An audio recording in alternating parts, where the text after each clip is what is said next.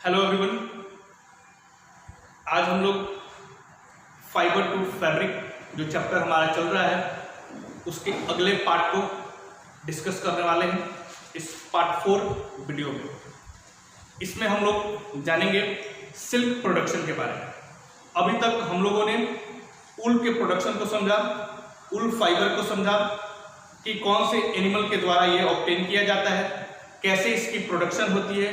ये सारे चीज़ों के बारे में हम लोगों ने अपने पिछले वीडियो में, पिछले क्लास में समझा था।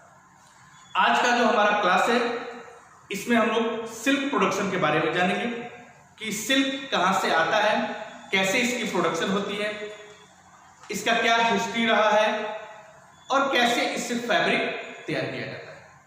तो सिल्क के बारे में आप बखूबी जानते होंगे, देखे भी होंगे कि सिल्क जो है बहुत ही फाइन फाइबर है, ठीक है।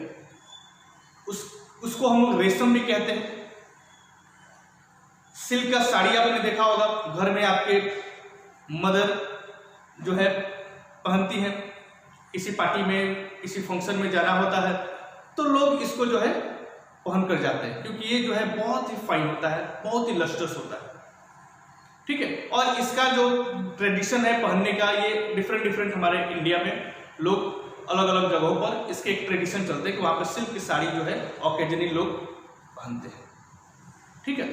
तो इसी के बारे में आज हम लोग को जानना है। तो चलिए स्टार्ट करते हैं। सिल्क जो है हमारा ये नेचुरल फाइबर, ये तो सिंथेटिक फाइबर है नहीं, ये नेचुरल फाइबर है, हम लोग जानते हैं।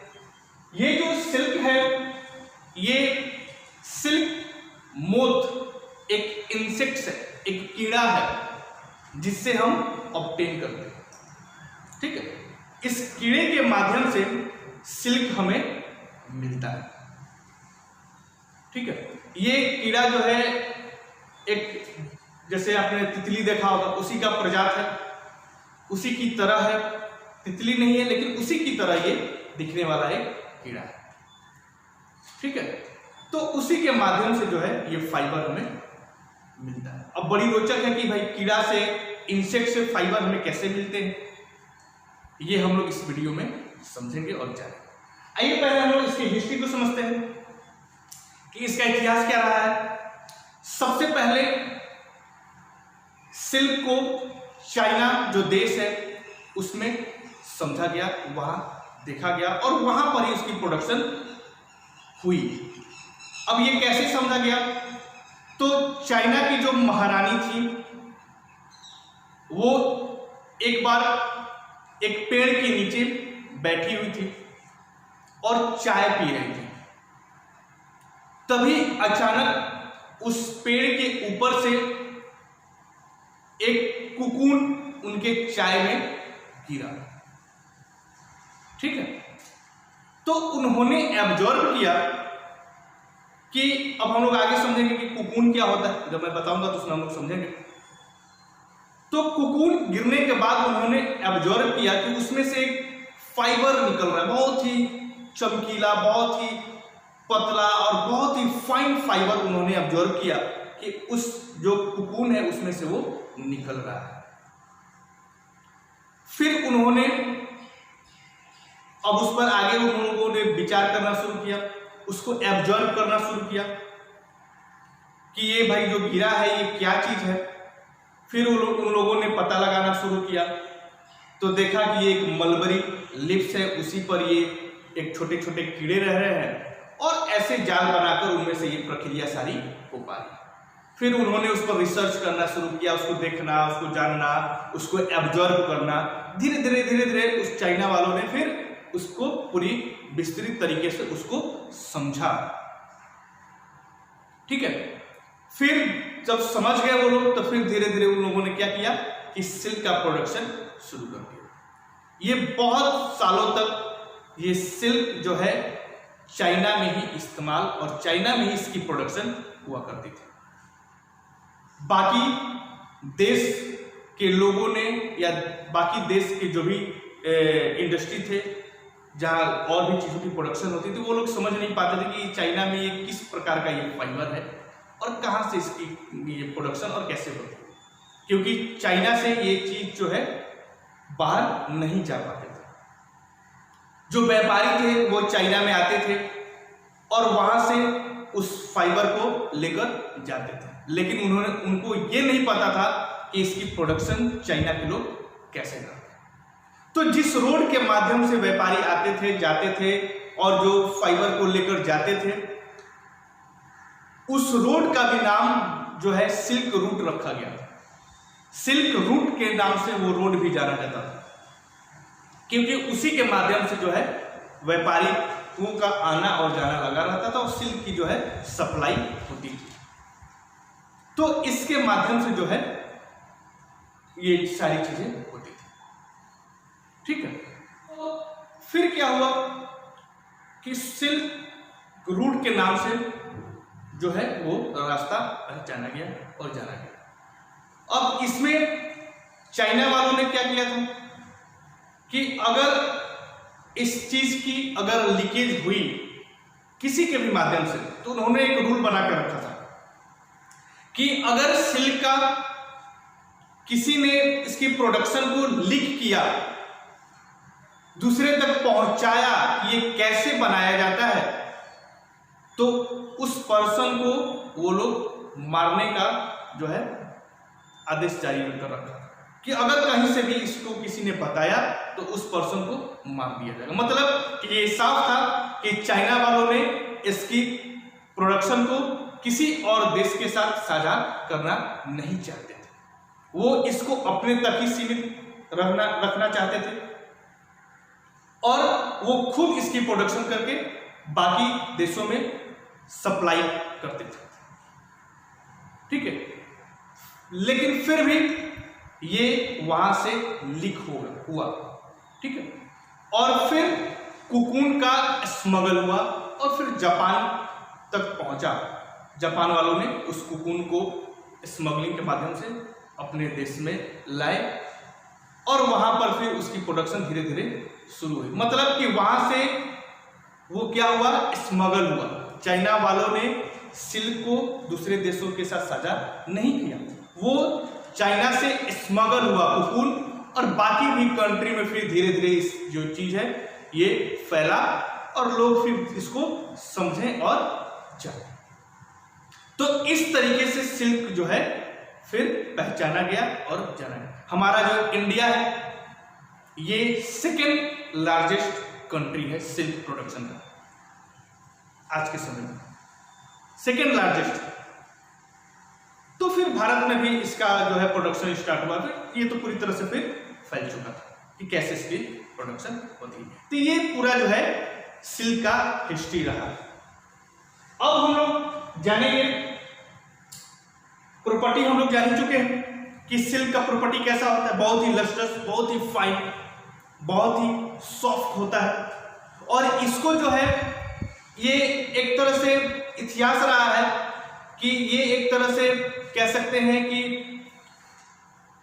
अमीर जो लोग हुआ करते थे, ठीक है, जो बहुत पैसे वाले जो लोग हुआ करते, ये उसका सिंबल हुआ करता, अमीरी का भी सिंबल है। ठीक है, ये इतिहास चलता आ रहा है, हिस्ट्री चलता आ रहा है कि जैसे चाइना में जो चीज़ उसकी लॉन्चिंग हुई, जो प्रोडक्शन हुआ, तो वहाँ पर भी सिल्क का जो ट्रेडिशन चला, जो इस्तेमाल होता था, वहाँ पर भी अमीर लोग ही ज़्यादातर उसका इस्तेमाल करते थे। तो एक तरीके से हम कह सकते हैं कि ये अमीरी का भी सिंबल रहा है हमारा सिल्क।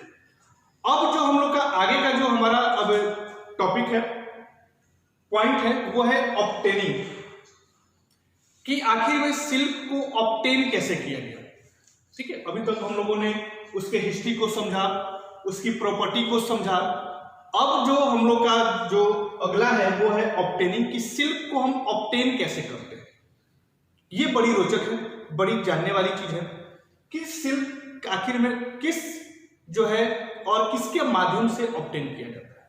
तो मैंने शुरू में भी बताया था कि सिल्क भी जो है हमारा वो एनिमल फाइबर है, वो भी हमें एनिमल से ही मिलता है, लेकिन ये किससे मिलता है इसको समझते हैं। तो सिल्क जो हमारा है वो एक इंसेक्ट से मिलता है, जो इंसेक्ट का नाम है वो है सिल्क मोथ।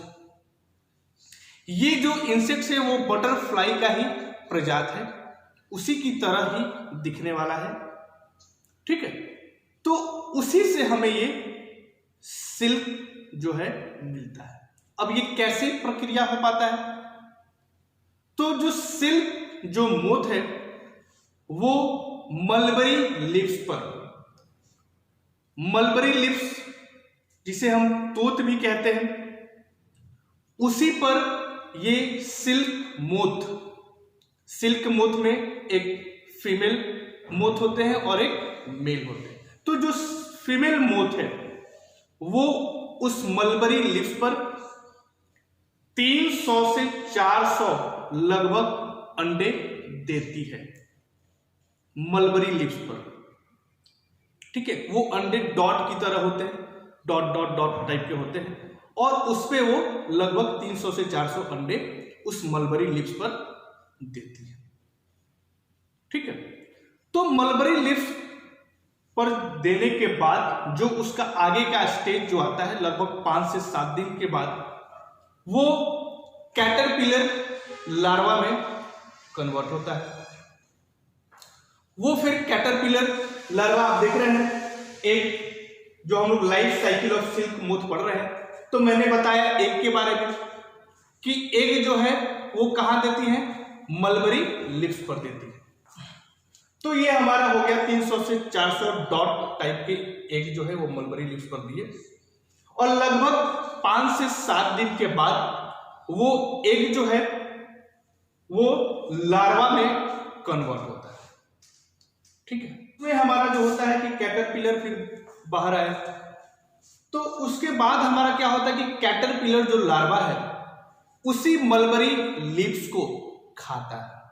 ठीक है, उसी पर जो हमारा सिल्क मोथ था जो मलबरी लिप्स पर अंडे दिए, फिर अंडे जो है वो हैच हुए, उसके बाद उसमें से जो है कैटरपिलर हमारा लार्वा निकला।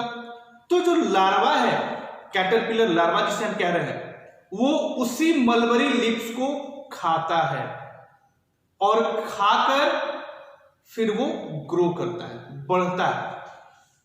ठीक है, और बहुत ही जल्दी जल्दी वो उस पत्ते को पूरी तरह से वो खाता है और खाकर वो बढ़ता है, और लगभग 5 से 7 इंच के लेंथ जो है उसकी लंबाई बढ़ती है।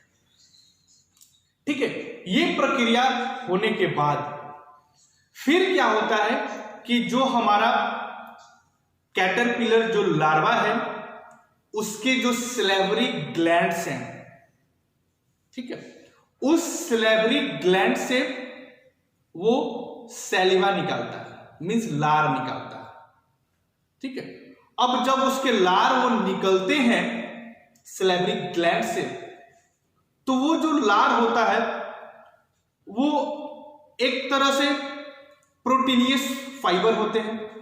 जब वो एयर के संपर्क में आते हैं तो वो एक फाइबर का रूप लेते हैं।